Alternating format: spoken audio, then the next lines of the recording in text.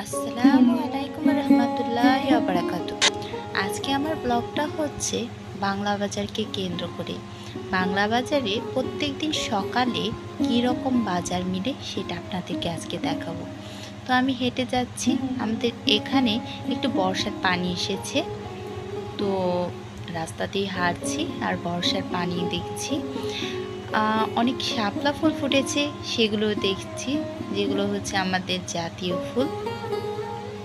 তো হাঁটছিলাম, আমাদের রাস্তাটা প্রায় হয়ে যাচ্ছে, তো ভালোই লাগছে, আমাদের গ্রামটা উন্নত হচ্ছে। তো আমাদের এই রাস্তার পাশাপাশি যদি আমাদের ইছামতি খালের শাখাটা একটু ভালো করা হতো, মানে অনেক কচুরিপানায় ভরে গেছে, সেই কচুরিপানাগুলো তুলে ফেলা হতো, তাহলে আর একটু ভালো হতো। কারণ সেই ইছামতি শাখায় আগে দেখতাম নৌকা বাইচ হতো, ওখানে অনেক ট্রলার যেত এবং ছোট ছোট নৌকাও যেত, খুব ভালো লাগতো। তো এখন সেগুলো কিছুই যেতে পারে না, কারণ প্রচুর কচুরিপানায় ভরপুর। তো এখানে কিছু যাওয়া সম্ভবই না। দেখতেই পাচ্ছেন এখানে পোকামাকড়ের ভয় রয়েছে, মানে সাপের ভয় রয়েছে, আর অনেক মশার উপদ্রব। তো এটা যদি উঠিয়ে ফেলা হতো সরকারিভাবে তো ভালো হতো এলাকার জন্য।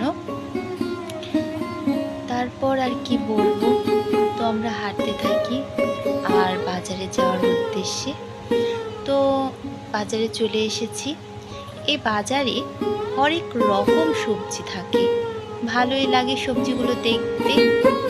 গ্রামের বাজার তো, নানা রকম শাক, অনেক মাছ থাকে বাজারে। তো আজকে আপনাদের মাছগুলো দেখাচ্ছি, কিন্তু মাছগুলোর দামগুলো একটু বেশি মনে হয়, ছোট ছোট ভাগা দেওয়া, 100 টাকা 200 টাকা ভাগা, কিন্তু মাছগুলো স্বল্প পরিমাণে, একদিন খাওয়া যায় কোনো রকম।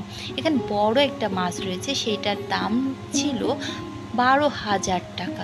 আর এখানে বড় ইলিশ মাছের দাম ছিল 2,000 টাকা, আর ছোট ইলিশ মাছের দাম ছিল 700 থেকে 800 টাকা। তো এখানে অনেক মাছ ছিল। তারপরে এখানে রকমারি জিনিস, মুদি দোকান, আলু পেঁয়াজ, হরেক রকম জিনিস। তো এই বাজারে আসলে ভালোই লাগে। আমি প্রতি শুক্রবারে এই বাজারে আসি বাজার করার উদ্দেশ্যে।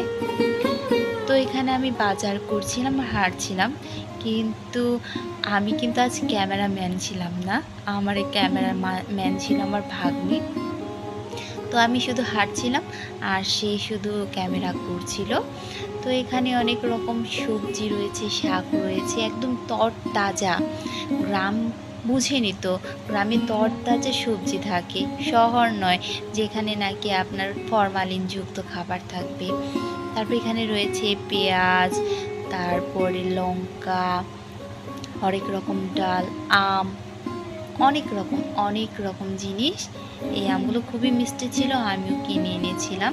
এ হচ্ছে শহীদ মিনার বাংলা বাজারে। তো আমাদের বাংলা বাজারটা কেমন লাগে কার অবশ্যই জানাবেন। এই বাংলা বাজারে কয়েকটা দোকানও আছে খুব ফেভারিট অনেক মানুষের, কারণ সেখানে অনেক রকম জিনিস পাওয়া যায়।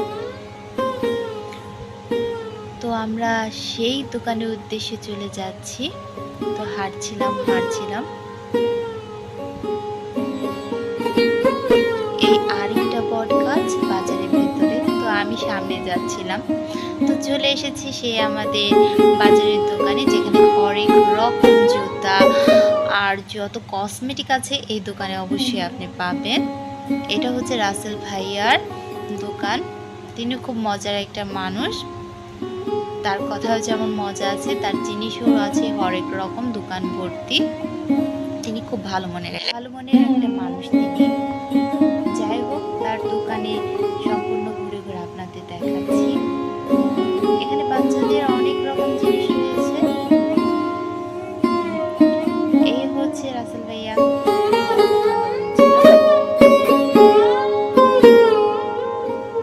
অনেক পার্স রয়েছে,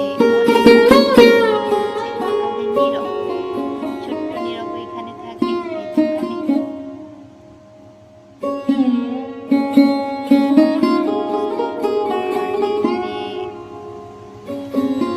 সব জিনিসই আছে প্রায়। আমাদের কসমেটিকগুলো দেখাচ্ছিলেন আমাদের ভাগ্নি। তো আমি তো আজকে ক্যামেরাম্যান ছিলাম না। তারপরে দেখা যাচ্ছে এখানে অনেক জিনিসগুলো রয়েছে, সেগুলো আমি চিনি না। এগুলো কি আয়ুর্বেদিক্স হতে পারে, কিন্তু আমি চিনি না। যাই হোক, এ হচ্ছে আমাদের পচা দোকানদার বা পচা কাকু। আর যাই হোক, আমাদের ব্লগগুলো কেমন লাগছে সকলে জানাবেন, আর একটু লাইক কমেন্ট করবেন। তো সকলে ভালো থাকবেন, সুস্থ থাকবেন। আল্লাহ হাফেজ।